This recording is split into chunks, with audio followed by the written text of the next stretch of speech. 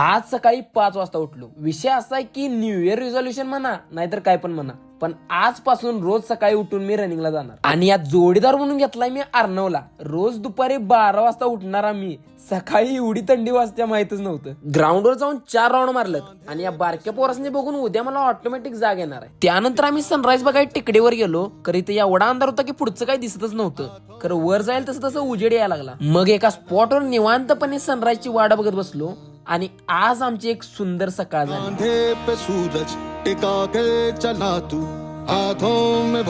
मग आम्ही निघालो बजरंगबलीचं दर्शन घ्यायला आणि इथं बरीच लोक येतात. इथं साईडला ओपन जिम पण आहे जिथं माणसं वर्कआउट सुद्धा करालतीत.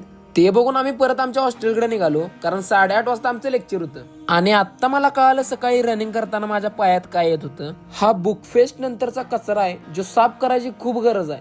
कारण इथं भरतीची प्रॅक्टिस करणारी पण मुले येतात आणि हेल्दी राहण्यासाठी जॉगिंग करायला वयस्कर माणसं पण येतात. त्यांना त्रास नको. बाकी आपण भेटूया उद्याच्या ब्लॉग मध्ये. आत्ता काय निवांतच.